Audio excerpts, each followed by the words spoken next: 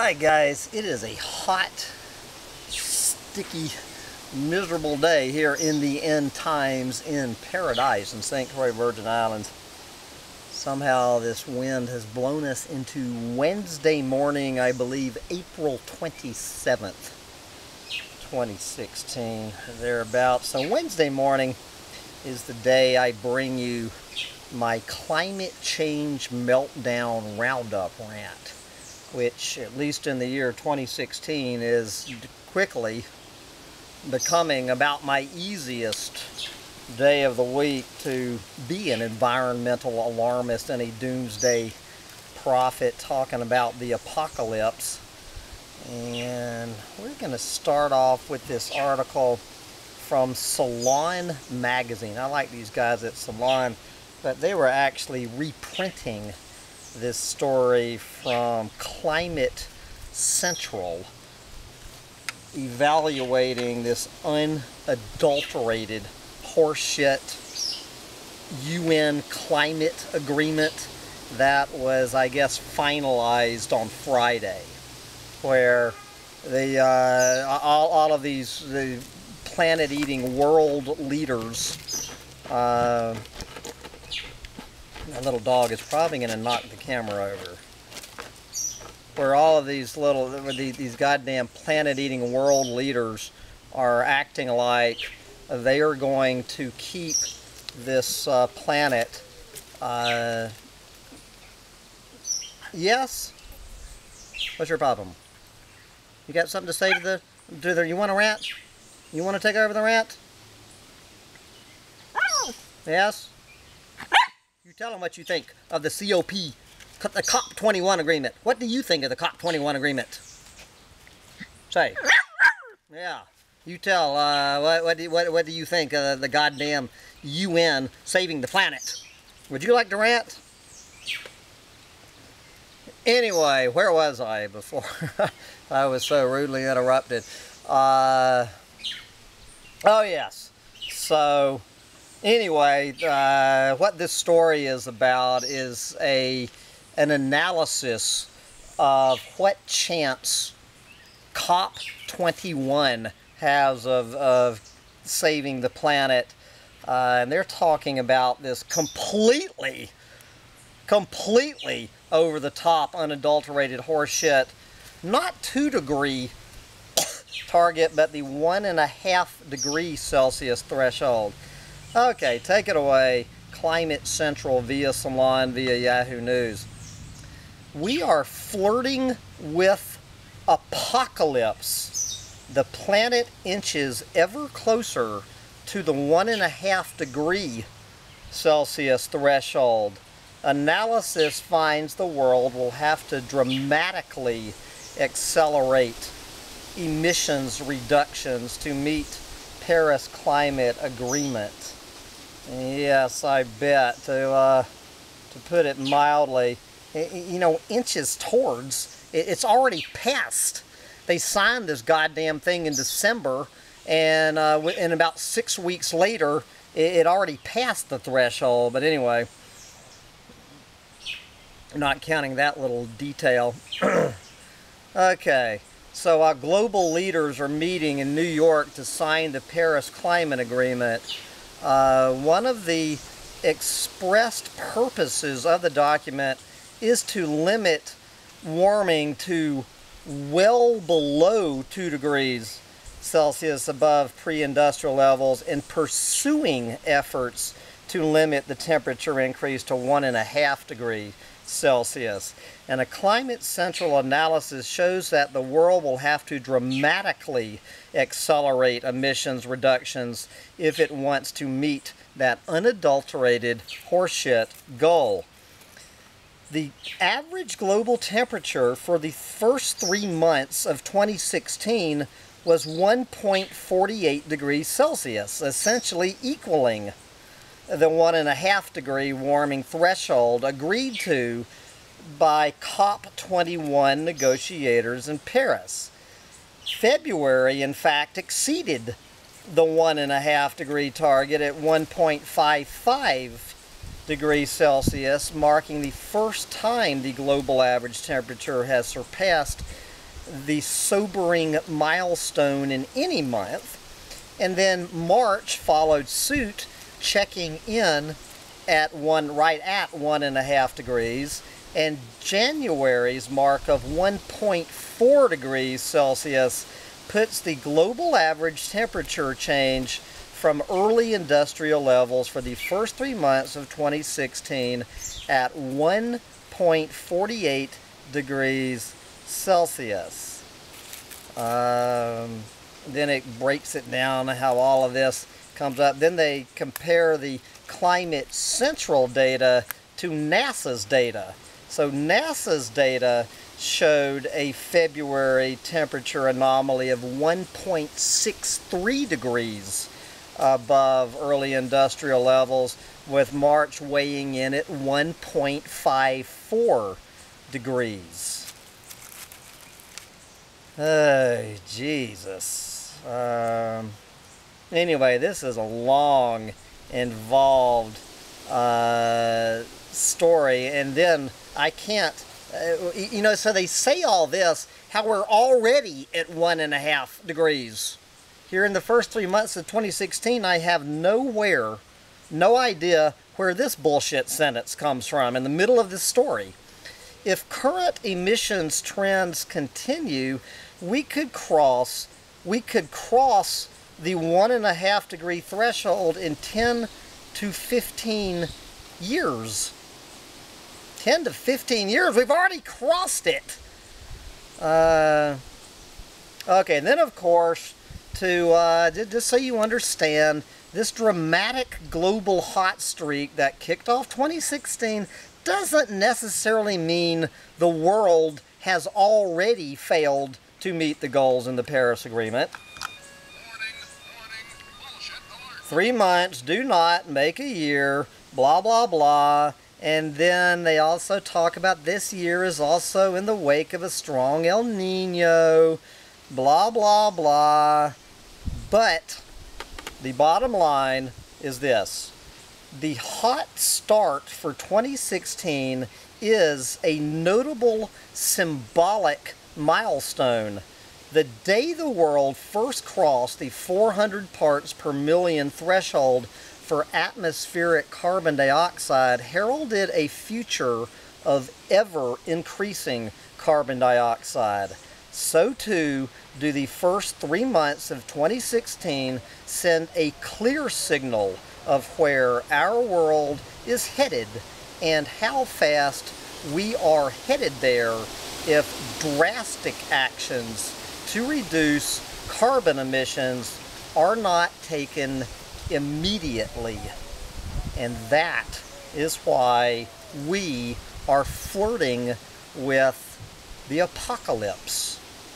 And this story is actually the letters to the editor column from the Washington Post this morning, just titled Global Warming Case Closed.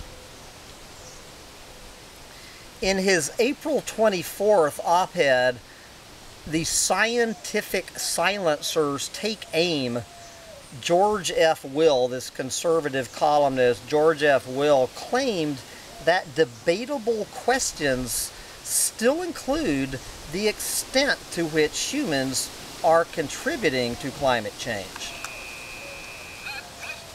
And then I guess on the other side of the fence, we have William Collins.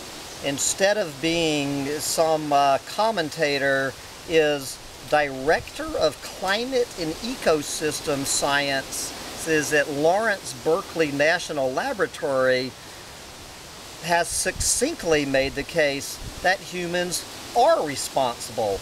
He states that the current astronomical and geological factors, always being spit out there by these conservative climate change deniers like George F. Will, that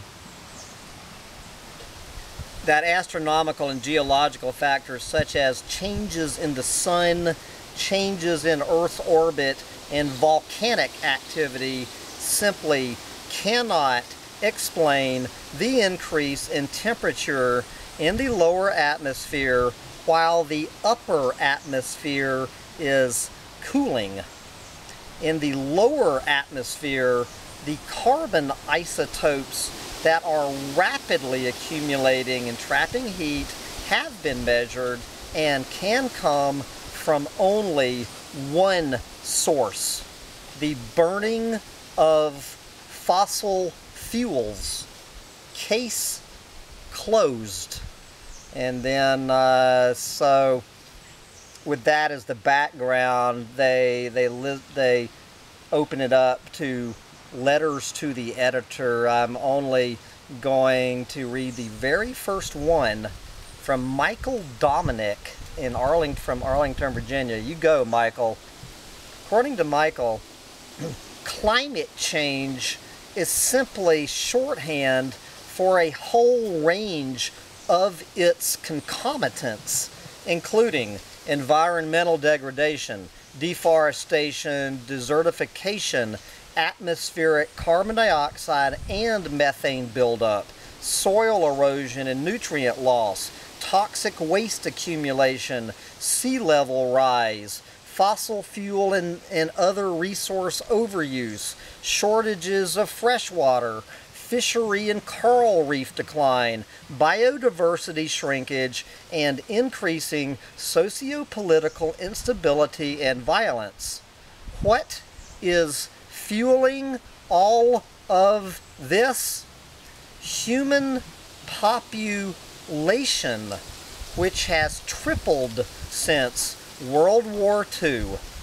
The U.S. government's own 1974 National Security Study Memorandum 200, adopted in 1975 by President Gerald Ford, a Republican, discussed much of this and recommended universal access to contraception and abortion.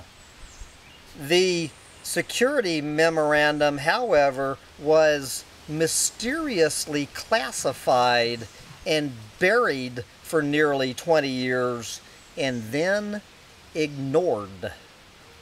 Anybody suggesting that it is overpopulation behind climate change and all of its concomitants, love that word, will be ignored as an eco-Nazi, including most of these limp-dick, lame-brain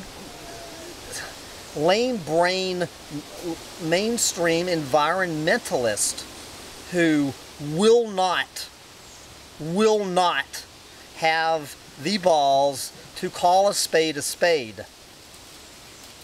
Moving on, what is the UN talking about? Several versions of this story.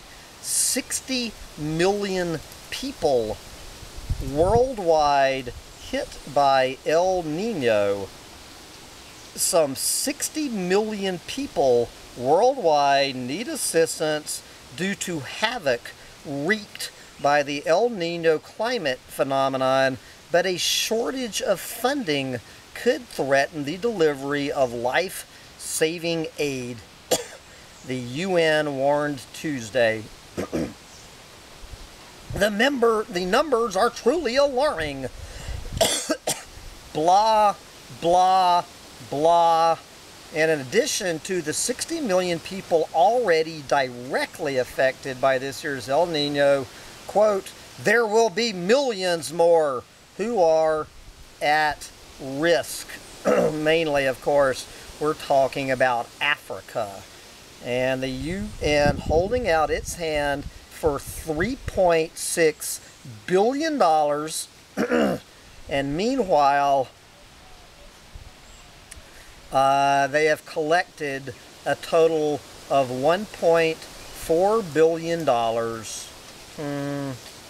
We have weeks, not months, to get this right. And I love this.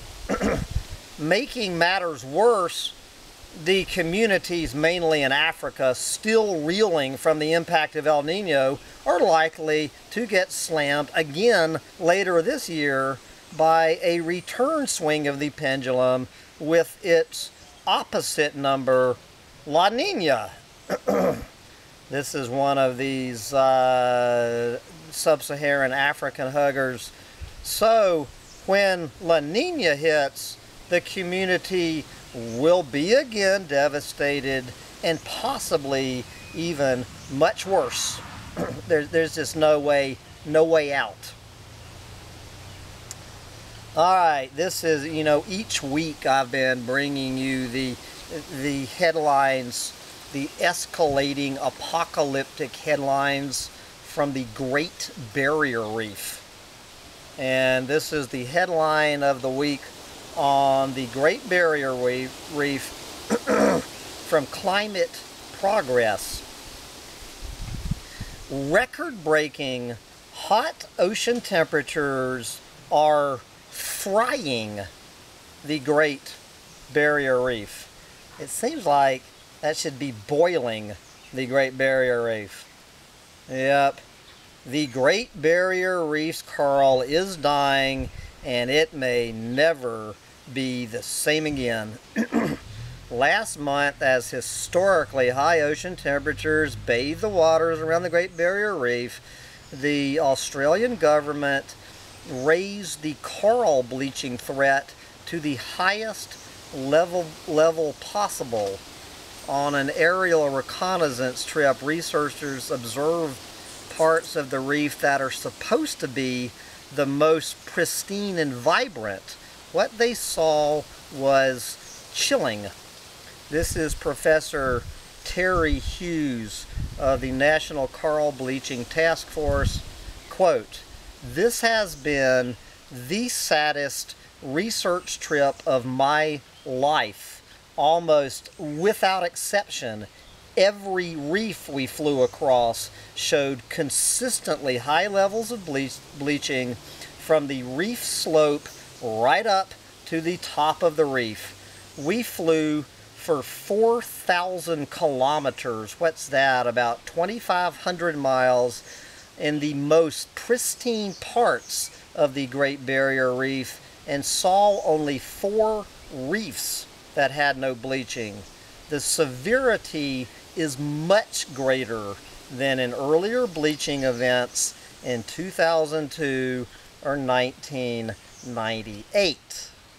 And of course, while the Great Barrier Reef is frying, according to the Chicago Tribune and anyone else, the Arctic is melting.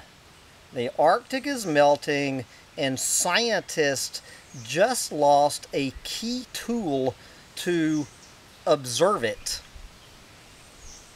Earlier this month, a U.S. satellite, which was primarily used for meteorological measurements, experienced operational failures that compromised its data.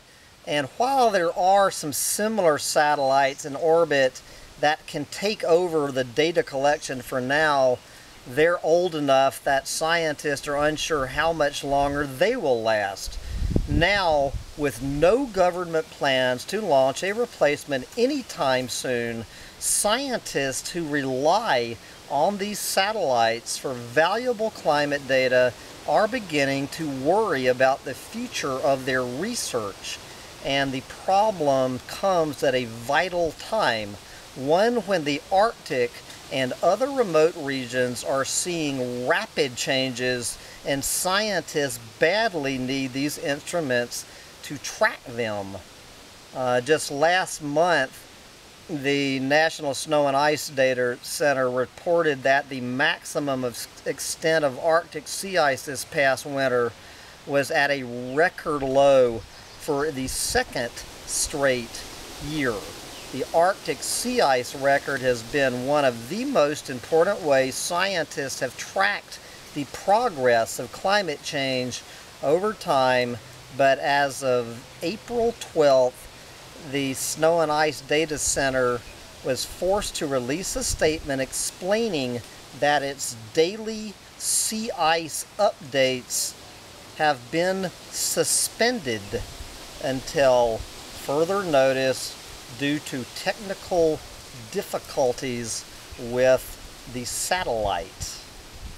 There you go. So from the melting Arctic to baking India, where we see water trains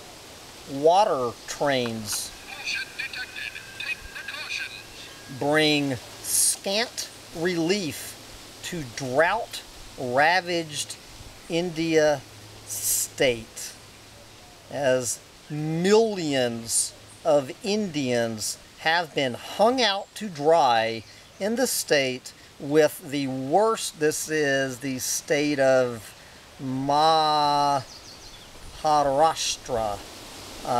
where millions of Indians have been hung out to dry in the state with the worst drought in 4 decades, ravaging crops, killing livestock, emptying reservoirs, and slowing hydroelectric power output. And on top of all this, mismanagement of water resources, with powerful politicians pushing for bigger supplies to industries and agriculture, meaning the sugar industry, have made the situation worse, experts say. This is quoting one of these people depending on the water train. Quote, "The government says it is bringing water by train every day, but we are getting water once a week," said Mr. Campbell after standing in line for 3 hours to fill 2 plastic water pitchers at a tap. Locals had been hoping a 50-car daily water train would ease their drinking water shortages, but they were disappointed, as the water carried by the train was not enough to meet the needs of the city of Latur's 500,000 people and Marathwada's 19 million people. And water is set to get scarcer over the next 2 months as temperatures soar above 100 degrees, drying up Marathwada reservoirs that are now just 3% full. There you go. There are limits on how much water the government can supply by train. Okay, so with all of that as a backdrop, how is Stanford University responding to all of this news this week? Stanford University rejects demand to divest from fossil fuels. Stanford University has rejected a proposal to divest from fossil fuel companies. In a statement, the board said, quote, "At the present moment, oil and gas remain integral components of the global economy. Moreover, some oil and gas companies are themselves working to advance alternative energy sources." So their $22 billion endowment will remain full of oil and gas investments. So Stanford joining, among others, Cornell University, Harvard University, and Massachusetts Institute of Technology, all among the largest endowments to reject demands to divest from the fossil fuel industry. And let's go over to sub-Saharan Africa. Of course, you know, probably, well, Sub-Saharan Africa and India being the hardest hit by climate change. Let's see what Uganda is doing to keep its fossil fuels in the ground. Uganda, hope for oil production by 2018 after pipeline deal. All right, Uganda's hopes to produce crude oil by 2018 have been boosted by an agreement to build a pipeline to Tanzania's port, a government official said on Tuesday. The French oil company Total, which has oil investments in Uganda, said the pipeline decision is, quote, a major milestone toward the development and production of Ugandan oil resources. This Uganda is estimated to have oil reserves of more than 6 billion barrels in the Lake Albert Basin. The Ugandan government signed the agreement with France's Total Oil Company, Britain's Tullow Oil Company, and of course the China National Offshore Oil Corporation. Yep. Anybody who does not understand the Stanford University statement that at the present moment oil and gas remain integral components of the global economy. But I want to close this rant with a nod towards that evil bitch Hillary Clinton and her buddy Charles Koch. As we see, Republican financier Koch says Clinton might make a better president. Billionaire industrialist Charles Koch, a key source of financing for conservative Republican causes, along with his brother David, said Democrat Hillary Clinton might make a better president than the candidates in the Republican field. Asked if, in an interview on Sunday on ABC's This Week program, Koch said that in some respects, Hillary's husband Bill Clinton had been a better president than George W. Bush. Then, when asked if Hillary Clinton would be a better president than the Republicans currently running, he said, it's possible, and asked if he could support Hillary Clinton over the Republicans. Koch responded, I love this quote, "We would have to believe her actions would be quite different than her rhetoric. Let me put it that way."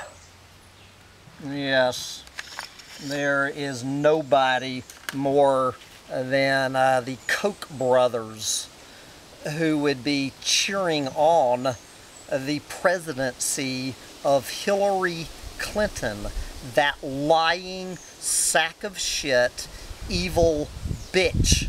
But of course, it makes no difference to the Koch brothers or anybody else in the fossil fuel industry, whether it's Hillary Clinton, Donald Trump, or Ted Cruz. I think he's out of it after last night. It makes no difference. The fossil fuel industry and the entire global corporatocracy are already high-fiving each other that they own both sides of the football game, of the dog and pony show. They own the dog and the pony in this race. And it will be business as usual on planet Earth from here on out until we end up in a burning lake of fire. But I have ended up at the end of this rant. And what can we say? Bye, guys.